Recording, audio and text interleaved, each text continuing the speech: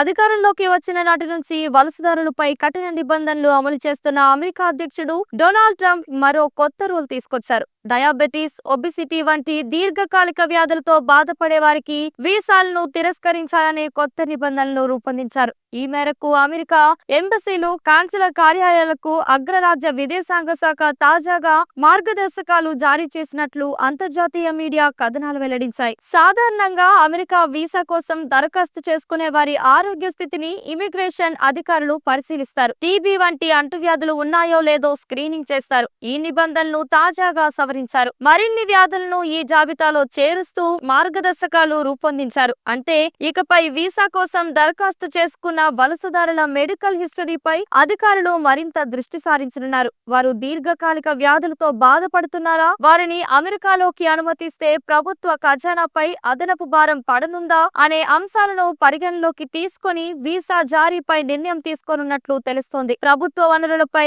అదనపు భారం పడే అవకాశం ఉన్న దరఖాస్తుదారులను అమెరికాలోకి రానివ్వకుండా వీసాను తిరస్కరించేలా నిబంధనలు కఠినతరం చేసినట్లు సమాచారం. దరఖాస్తుదారుల ఆరోగ్యాన్ని ఖచ్చితంగా పరిగణలోకి తీసుకోవాల్సి ఉంటుంది. హృద్రోగ సమస్యలు, శ్వాస సంబంధిత వ్యాధులు, క్యాన్సర్, డయాబెటిస్, జీవక్రియ, నాడి సంబంధిత వ్యాధులు, మానసిక ఆరోగ్య సమస్యలతో బాధపడే వారిని సంరక్షించాలంటే లక్షల డాలర్లు ఖర్చు చేయాల్సి ఉంటుంది. ఇక ఒబిసిటీ కారణంగా asthma, sleep apnoea, high BP వంటి సమస్యలు ఎదురవుతాయి. ఇలాంటి వ్యాధిగ్రస్తులకు సుదీర్ఘ వైద్య సంరక్షణ అవసరం. ఆర్థిక భారం కూడా ఎక్కువే. అందుకే వలసదారుల ఆరోగ్య పరిస్థితిని అంచనా వేసి వారు ప్రభుత్వ వనరులపై ఆధారపడతారో లేదో గుర్తించాలి. ఒకవేళ అలాంటి వారైతే అమెరికాలోకి ప్రవేశాన్ని తిరస్కరించాలి అని ఆ మార్గదర్శకాల్లో వెల్లడించారు. అంతేకాదు, ఒకవేళ వలసదారులు అమెరికా ప్రభుత్వం సహాయం లేకుండా వైద్య చికిత్సలను సొంతంగా భరించగలరా లేదా అన్నది కూడా నిర్ధారించుకోవాలని వీసా అధికారులను ఆదేశించారు. ఇక